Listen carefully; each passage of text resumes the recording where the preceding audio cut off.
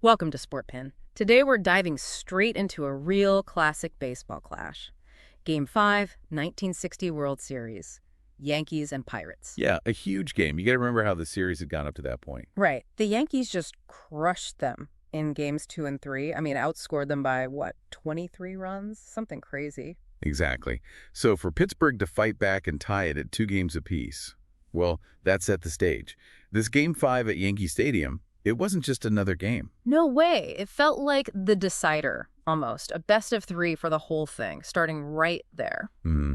And the pitching matchup was interesting, too. You had Art Ditmar for the Yanks, loads of World Series experience, his 5th appearance. And for the Pirates, Harvey Haddix. Great pitcher, but his first time pitching in the World Series. Right, his debut on that stage. But, this is the guy who pitched that legendary 12-inning perfect game just the year before. Oh, that's right. Good point. So definitely no stranger to pressure, even if it was his first series start. Precisely. He knew how to handle the big moments. Okay, so let's get into it. The key moments that really decided this one. Top of the second inning, that feels like the place to start. Definitely. That's where Pittsburgh really made their move. Dick Stewart gets things going with a single. Then a force out, but Smokey Burgess follows up with a double. Runner on third, only 1 out. And then, well, things got a bit shaky for the Yankees defense. Don Hoke hits a grounder. And an error lets the run score. Just like that. But they weren't done, were they? Not at all. Bill Mazeroski steps up, rips a double, 2 more runs come in. Boom, it's 3-0 Pirates. Wow. That quick. 3 runs early in Yankee Stadium. That had to send a message. Oh, absolutely. Put the pressure right on New York.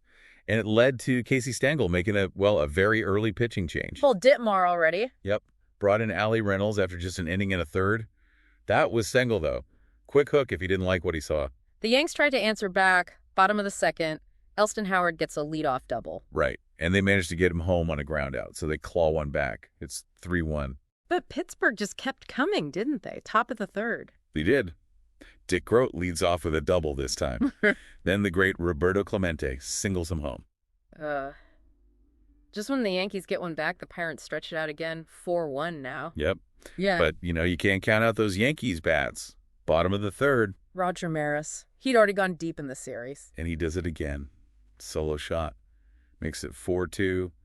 That power was just always lurking in their lineup. Definitely a spark. You felt like, okay, here come the Yankees. For sure. It reminded everyone what they could do. But credit to Haddix. He kind of settled back down after that. Kept them quiet for a few innings. Okay, let's jump ahead then. Things stay tight. 4-2. Top of the 9th inning. Still anybody's game, really. It felt that way.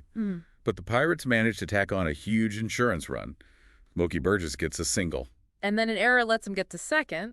A mistake by Bob Serve in the outfield, right? That's the one. Put a runner in scoring position. Yep. Then Joe Christopher comes in to pinch run. And a wild pitch. Moves him over to third. Yeah, a pitch just got away. And Don Hope comes through again, singles Christopher home, makes it 5-2. That felt big. Oh, huge. Just gave him that little bit of extra cushion heading into the bottom of the 9th. And they needed it because, the Yankees weren't going down without a fight.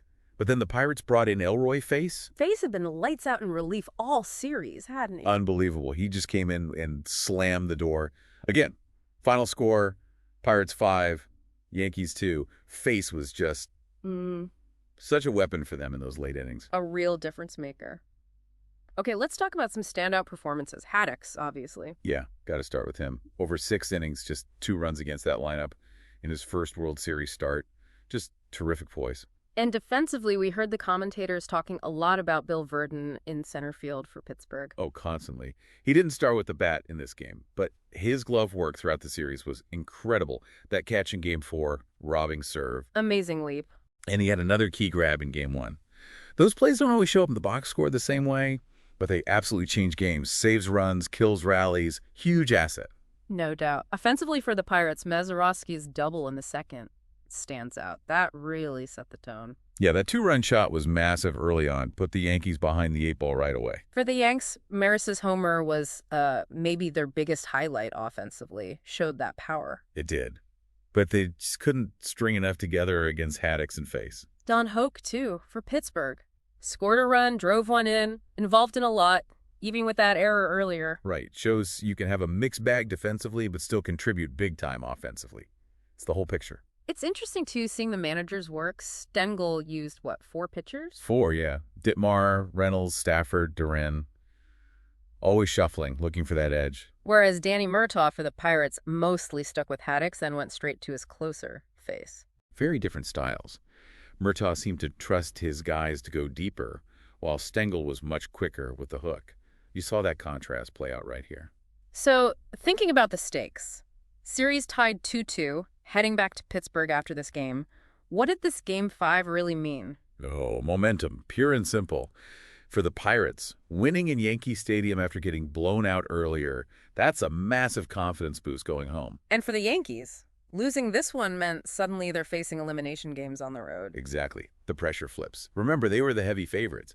The commentators even mentioned the Yankees looking kind of stunned, like, how are we hitting the ball this hard and still losing? Yeah, you really get that sense of the spunky Pirates, as they were called, just finding ways to win against the powerhouse Yankees. That was the narrative, right? The juggernaut versus the resilient underdogs. And while maybe not a historic, deep-seated rivalry between these specific teams, it's the World Series. The stakes are automatically sky high. Plus, the Pirates knew they had at least one more game at home, no matter what. That probably helped them play a little looser. Could be. That assurance doesn't hurt. What about surprises in this game? Anything that really jumped out?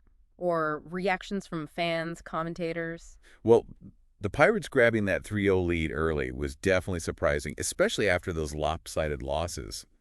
You heard reports their dugout was kind of quiet before Game 4, but much peppier before this one. Suggests they really believed they could hang with the Yankees, didn't it? It does.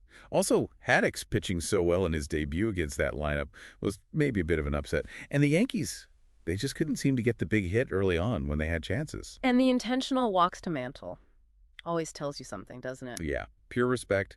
Teams just didn't want to let Mickey beat them. It showed how feared he was. On the other side, those defensive errors were surprising.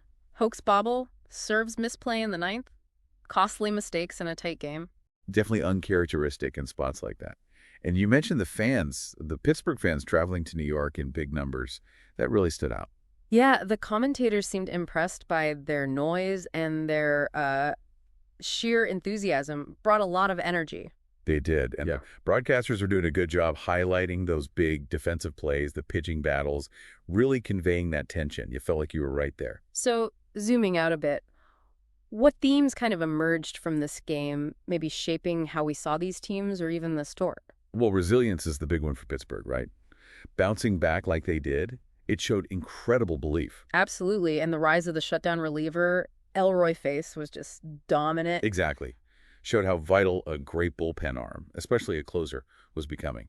Someone you could count on in the tightest spots. We talked about the contrasting managers, Stengel's constant tinkering versus Murtaugh's steadier approach. Yep. Different ways to manage a game, both successful in their own right. And defense. Man, defense was huge. Furden's catches, but also how those errors directly led to runs really underscore its importance. For sure. And finally, just that classic underdog story.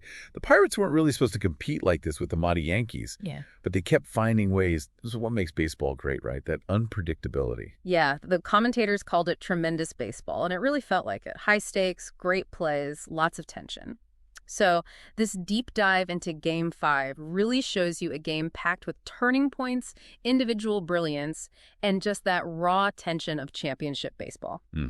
You've heard how those early Pirate runs, how Face closing the door really swung things. Key moments. And the big performances, Haddix stepping up, Mazeroski's clutch hit those stick with you. Understanding the stakes, the different paths these teams took, it just adds so much depth. Absolutely. The surprises, the fan reactions, it all highlights how unpredictable baseball can be at this level. And those themes, resilience, pitching, defense, they're just core to the game, aren't they? They really are. It makes you think, how did these different styles, these performances, set the stage for what came next in the series? How did it shape the way people talked about these teams? It's fascinating. This game had so much packed into it: strategy, skill, pressure, surprise. Just a fantastic snapshot of World Series intensity. It really poses the question of how a team as stacked as the Yankees could find themselves pushed to the brink by a team nobody gave much of a chance. It's the magic of October, I guess. Anything can happen. Thanks for listening to Sportpen.